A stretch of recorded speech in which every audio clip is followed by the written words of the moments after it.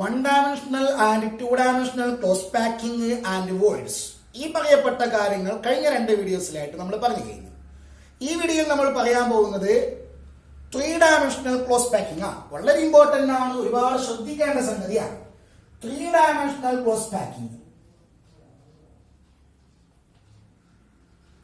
അപ്പൊ നിങ്ങൾ അറിയേണ്ടത് 1 ഡയമെൻഷൻ റിപ്പീറ്റ് ചെയ്തിട്ടാണ് 2 ഡയമെൻഷണൽ പ്ലെയിൻ ഉണ്ടായത്. 2 ഡയമെൻഷൻ റിപ്പീറ്റ് ചെയ്തിട്ടാണ് 3 ഡയമെൻഷണൽ ക്രിസ്റ്റൽ ഉണ്ടാക്കേണ്ടത്. അപ്പോൾ 2 ഡയമെൻഷണൽ ക്ലോസ് പാക്കിംഗ് 2 ടൈപ്പിലില്ലേ? ഏതൊക്കെയാണ്? Square close packing in 2 dimension, hexagonal close packing in 2 dimension.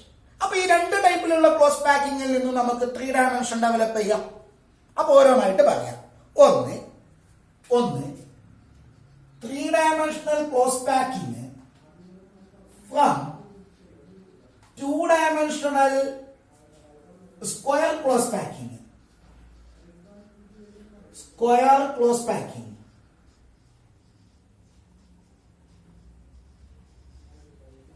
Okay, 3 dimensional close packing from 2 dimensional square close packing.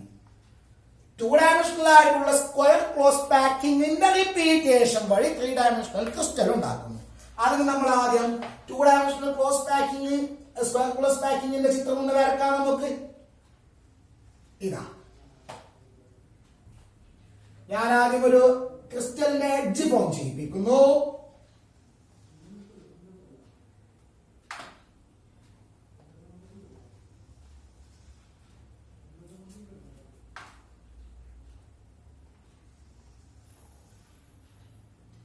ഇന്ന് ശ്രദ്ധിക്കണമെന്നുള്ള ശ്രദ്ധ വിട്ടുപോകരുത്.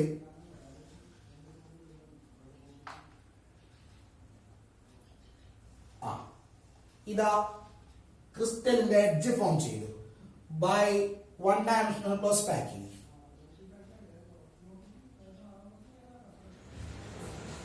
അപ്പോ സ്ക്വയർ ക്ലോസ് പാക്കിംഗ് ആകുമ്പോൾ എന്താ ചെയ്യേണ്ടത്? ഒന്നാമത്തെ റോന്റെ അതേ ലൈനിൽ രണ്ടാമത്തെ റോ ഫോം ചെയ്യണം, അല്ലെ? ഇങ്ങനെ ഇതാ രണ്ടാമത്തെ റോ ഫോം ചെയ്യുന്നു.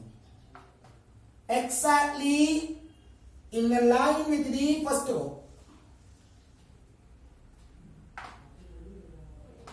ഓക്കെ,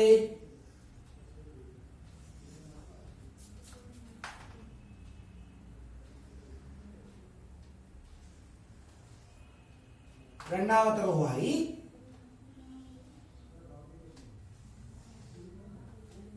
ഓക്കെ, നമുക്കൊരു മൂന്നാമത്തെ കൂടി വരക്കാം. ഓക്കെ, ഒരു സ്ട്രക്ചർ കിട്ടാൻ വേണ്ടിയിട്ട്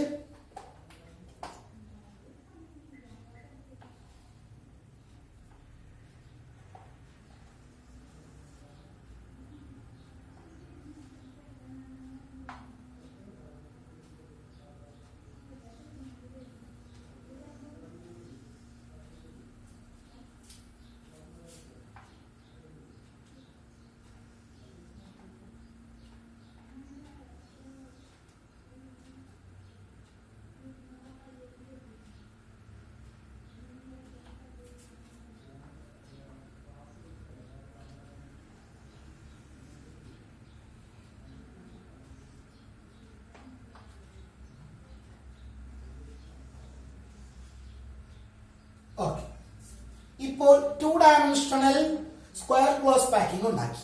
എന്തുകൊണ്ടാണ് ഇതിനെ വിളിച്ചതെന്ന് പറയാമോ? എങ്ങനെയാണ് ഓർമ്മയിൽ കൊണ്ടുപോവാം? യെസ്, ഓരോ സ്ഫിയറും അഡ്ജസന്റ് ആയിട്ടുള്ള 4 സ്ഫിയേഴ്സുമായിട്ട് 1, 2, 3, 4 കോണ്ടാക്റ്റിലുണ്ട്. അതിന്റെ സെന്ററുകൾ കണക്ട് ചെയ്താൽ നമുക്ക് എന്ത് കിട്ടും? സ്ക്വയർ കിട്ടും. അതുകൊണ്ടാണ് എന്ത് പറയുന്നത്? Square close packing. 2 ഡയമെൻഷണൽ ആയതുകൊണ്ട് 2 dimensional square close packing. Okay, ഇനി രണ്ടാമത്തെ പ്ലെയിൻ നമ്മൾ ഉണ്ടാക്കണം. എങ്ങനെ അറിയോ? Exactly above the first plane. ഇതാ ഇതിന്റെ മുകളിൽ അടുത്ത പാർട്ടിക്കിൾ വെക്കുന്നു, ഇതിന്റെ മുകളിൽ അടുത്ത് വെക്കുന്നു, ഇതിന്റെ മുകളിൽ അടുത്ത് വെക്കുന്നു, ഇതിന്റെ മുകളിൽ അടുത്ത് വെക്കുന്നു. അങ്ങനെയാണെങ്കിൽ 2 പ്ലെയിനുകൾ നിങ്ങൾ നോക്കുകയാണെങ്കിൽ ആ 2 പ്ലെയിനുകളിലെ പാർട്ടിക്കിൾസ് ഹൊറിസോണ്ടൽ ആയിട്ടും അലൈൻമെന്റ് ഉണ്ടാകും, അതേപോലെ വെർട്ടിക്കൽ ആയിട്ടും അലൈൻമെന്റ് ഉണ്ടാകും. Particles horizontally and vertically aligned. Okay, that means ഇതേപോലെ മൂന്നാമത്തത് നോക്കാം. അങ്ങനെ 1ന്റെയും 2ന്റെയും മുകളിൽ മൂന്നാമത്, 1ന്റെ മുകളിൽ രണ്ടാമത്തെ, 2ന്റെ മുകളിൽ മൂന്നാമത്തത്, 3ന്റെ മുകളിൽ 4ാമത്തത്, 4ന്റെ മുകളിൽ 5ാമത്തത്. അതായത് ഒന്നാമത്തെ ലെയറിന്റെ എക്സാക്ട് റിപ്പീറ്റേഷൻ ആണ് അടുത്ത ലെയറുകൾ. ഓക്കെ, അങ്ങനെയാണെങ്കിൽ ഒന്നാമത്തെ ലെയർ എ ടൈപ്പ് എന്ന് വിളിച്ചാൽ രണ്ടാമത്തെ ലെയറും എ ടൈപ്പ് തന്നെയാണ്, മൂന്നാമത്തെ ലെയറും എ ടൈപ്പ് തന്നെയാണ്. അതുകൊണ്ട് തന്നെ ഇതിന് പറയുന്ന പേരാണ് A pattern, A type pattern. Okay അല്ലേ? ഇങ്ങനെ ക്ലോസ് പാക്കിംഗ് നടത്തിയാൽ 2 ഡയമെൻഷണൽ സ്ക്വയർ ക്ലോസ് പാക്കിങ്ങിനെ റിപ്പീറ്റ് ചെയ്തിട്ട് ഒരു 3 ഡയമെൻഷണൽ ക്രിസ്റ്റൽ ഉണ്ടാക്കിയാൽ ആ ക്രിസ്റ്റൽ സിമ്പിൾ ക്യൂബിക് ക്രിസ്റ്റൽ ആയിരിക്കും. സിമ്പിൾ ക്യൂബിക് ക്രിസ്റ്റൽ ആയിരിക്കും. അതിന്റെ അർത്ഥം എന്താ? ഓർമ്മയിൽ കൊണ്ടുപോവാ. ആ ക്രിസ്റ്റലിന്റെ ഷേപ്പ് ക്യൂബിക് ആയിരിക്കും, അതിന്റെ യൂണിറ്റ് സെല്ല് സിമ്പിൾ ആയിരിക്കും, പ്രിമിറ്റീവ് ആയിരിക്കും. എന്ന് പറഞ്ഞാൽ കോണറിൽ മാത്രമേ പാർട്ടിക്കിൾസ് ഉണ്ടാവുള്ളൂ. അതായത് ഇതിന്റെ unit cell simple cubic unit cell ആയിരിക്കും. യൂണിറ്റ് സെല്ലിന്റെ ഷേപ്പ് ക്യൂബിക് ആണ്, അതിന്റെ കോണറിൽ മാത്രമേ പാർട്ടിക്കിൾസ് ഉണ്ടാവുള്ളൂ. സിമ്പിൾ ക്യൂബിക് യൂണിറ്റ് സെല്ലുകൾ റിപ്പീറ്റ് ചെയ്തിട്ടുണ്ടാവുന്ന ക്രിസ്റ്റൽ ആണ് സിമ്പിൾ ക്യൂബിക് ക്രിസ്റ്റൽ. ഓക്കെ, അപ്പൊ ഇത്രയാണ് നമുക്ക് 3 dimensional close packing from 2 dimensional square close packing പറയാനുള്ളത്. പറഞ്ഞാൽ ഒന്നാമത്തെ ലെയർ ഇങ്ങനെ ഉണ്ടാക്കി, രണ്ടാമത്തെ ലെയറിലെ പാർട്ടിക്കിൾസ് ഒന്നാമത്തെ ലെയറിന്റെ എക്സാക്ട് എബോ ആയിട്ട് വെക്കുന്നു.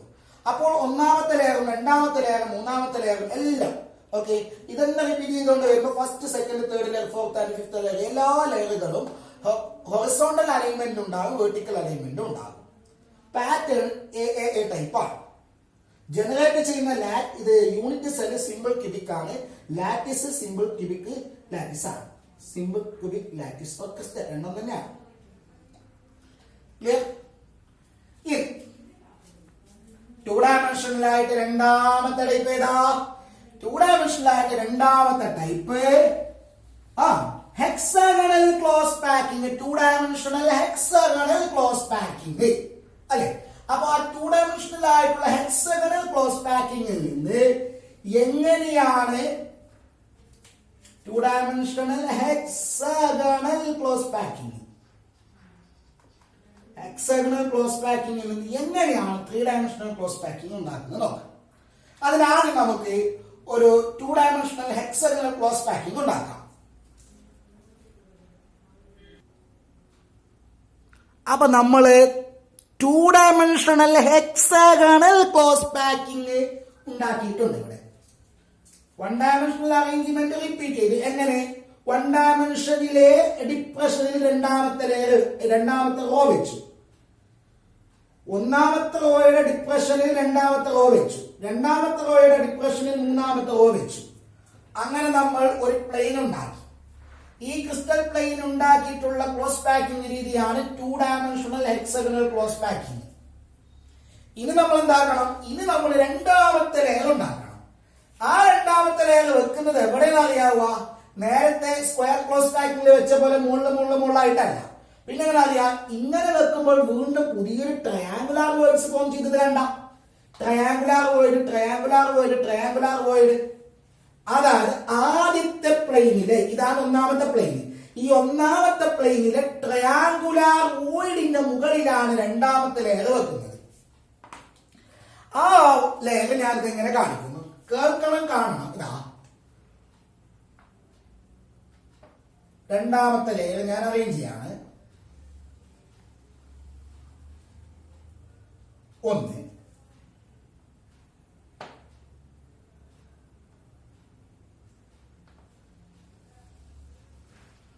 2 പാർട്ടിക്കിള് ഓരോന്നോരായിട്ട് നമുക്ക് വെക്കാണ്. 3,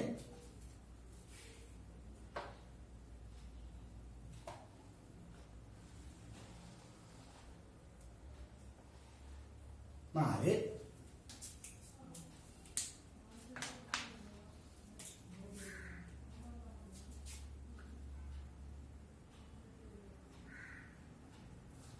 ഹെക്സഗണൽ ക്ലോസ് പാക്കിംഗ് തന്നെ റിപ്പീറ്റ് ചെയ്യണം. രണ്ടാമത്തെ ലെയറിലും ഹെക്സഗണൽ ക്ലോസ് പാക്കിംഗ് തന്നെയാണ്. അതായത് ഈ ഒന്നാമത്തെ റോയുടെ ഡിപ്രഷനിലാണ് രണ്ടാമത്തെ റോ വെക്കേണ്ടത്. ഓക്കെ, ഇതാ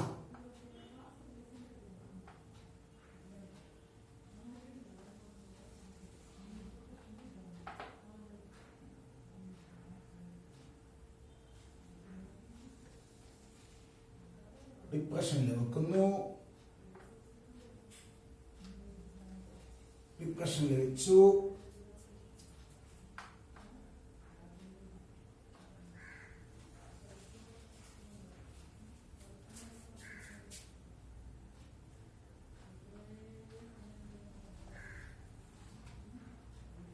ഓക്കെ, മൂന്നാമത്തെ റോ എവിടെ വെക്കണം?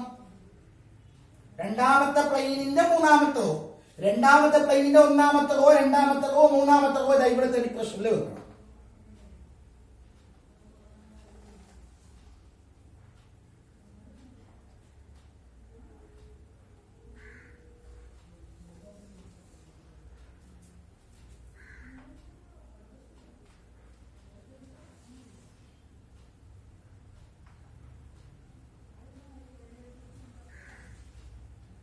ഓക്കെ, ഇപ്പൊ ഞാൻ രണ്ടാമത്തെ പ്ലെയിൻ ഉണ്ടാക്കി.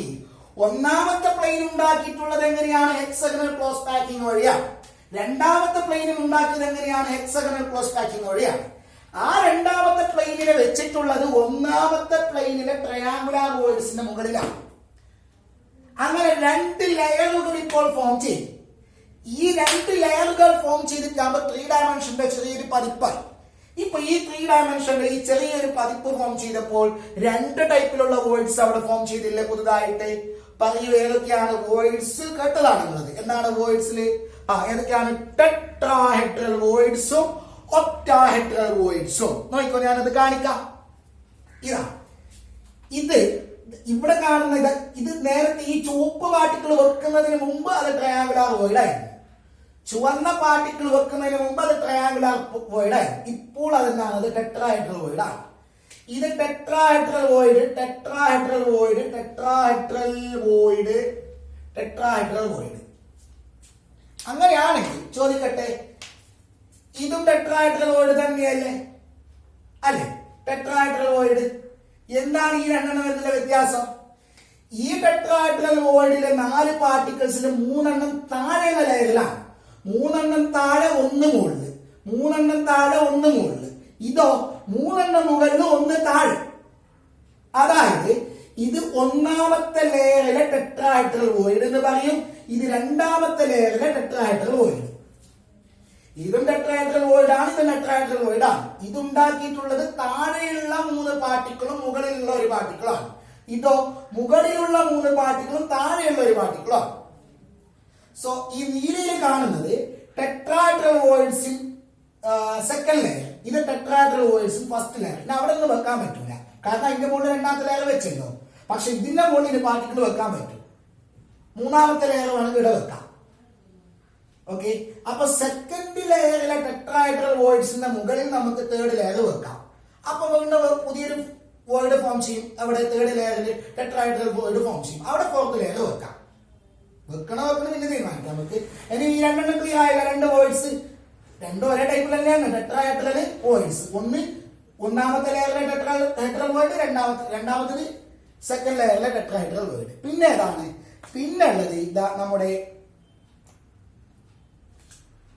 Octahedral void. ഇതാ combination of 2 triangular voids, octahedral voids. ഇതാ ഒക്ടാഹെഡ്രൽ വോയിഡ്സ്. ഓക്കെ, അപ്പൊ ഇങ്ങനെ ടെട്രാഹെഡ്രൽ വോയിഡ്സും ഒക്ടാഹെഡ്രൽ വോയിഡ്സും ഫോം ചെയ്തു. കണ്ടല്ലോ, കേട്ടല്ലോ. ഇനി നമ്മൾ മൂന്നാമത്തെ ലെയർ ഫോം ചെയ്യാം. സെക്കൻഡ് ലെയർ കൂടി ആയിട്ട് നമുക്ക് 3 ഡയമെൻഷന്റെ ചെറിയൊരു പതിപ്പ് മാത്രമേ ആയിട്ടുള്ളൂ. ഇനി മൂന്നാമത്തെ ലെയറും 4ാമത്തെ ലെയറും ഒക്കെ ഇങ്ങനെ വരുമ്പോഴാണ് എക്സാക്ട് ഒരു 3 ഡയമെൻഷൻ കിട്ടുക. ഓക്കെ, ഇനി മൂന്നാമത്തെ ലെയർ വെക്കുന്ന നോക്കോ. മൂന്നാമത്തെ ലെയർ 2 രീതിയിൽ വെക്കാം. ഒന്ന്, മൂന്നാമത്തെ ലെയറിൽ മൂന്നാമത്തെ ലെയറിൽ രണ്ടാമത്തെ ലെയറിലെ ട്രയാങ്കുലാർ വോയിഡ്സിന്റെ മുകളിൽ വെക്കുന്നു. ഇതാ, ഇതിന്റെ മുകളിൽ വെക്കുന്നു, ഇതിന്റെ മുകളിൽ വെക്കുന്നു, ഇതിന്റെ മുകളിൽ വെക്കുന്നു, ഇതിന്റെ മുകളിൽ വെക്കുന്നു. So third layer is placed over the tetrahedral voids of the second layer. അങ്ങനെ വെക്കുമ്പോൾ നിങ്ങൾ നോക്ക്, ഈ ബ്ലാക്കിന്റെ നേരെ മുകളിൽ വരൂലേ? അത് ഈ ബ്ലാക്കിന്റെ നേരെ മുകളിൽ വരൂലേ? ബ്ലാക്ക് ഏതാ? ഒന്നാമത്തെ ലെയർ. അതായത് ഒന്നാമത്തെ ലെയറും മൂന്നാമത്തെ ലെയറും തമ്മിൽ അലൈൻമെന്റ് ഉണ്ടാകും. Okay, if the third layer is placed over the tetrahedral voids of the second layer, then there is an alignment with the alignment of third layer with the first layer. Okay, അതായത് ഒന്നാമത്തെ layer A type ആണെങ്കിൽ രണ്ടാമത്തെ layer B type ആണ്, മൂന്നാമത്തെ layer A type തന്നെയാണ്, നാലാമത്തെ layer B type ആയിരിക്കും. ഇങ്ങനെ കണ്ടിന്യൂ ചെയ്യും. ഏതാണ് നാലാമത്തെ ലെയർ? അതിന് തൊട്ട് മുമ്പുള്ള ടെട്രാഹെഡ്രൽ വോയിഡിന്റെ മുകളിൽ വെക്കുന്നു. അല്ല, ടെട്രാഹെഡ്രൽ വോയിഡ്സിന്റെ മുകളിൽ പാർട്ടിക്കിൾസ് ഇങ്ങനെ അറേഞ്ച് ചെയ്ത് കഴിഞ്ഞാൽ എ ബി പാറ്റേൺ പ്രൊഡ്യൂസ് ചെയ്യപ്പെടും. Okay, first and second layer, first third fifth layer alignment ഉണ്ടാകും. സെക്കൻഡ് അതേപോലെ ഫോർത്ത് സിക്സ്ത് ലെയേഴ്സ് അലൈൻമെന്റ് ഉണ്ടാകും. And this is called hexagonal close packing. മറന്നുകൂടാ, hexagonal close packing in 3 dimension. അപ്പൊ അതെങ്ങനെ specify ചെയ്ത് പറയാം? First layer ഉണ്ടാക്കിയത് hexagonal close packing by 2 dimension. So 2 dimensional hexagonal close പാക്കിംഗിൽ നിന്ന് 3 dimensional ഹെക്സഗണൽ ക്ലോസ് പാക്കിംഗ് ഉണ്ടാക്കാം.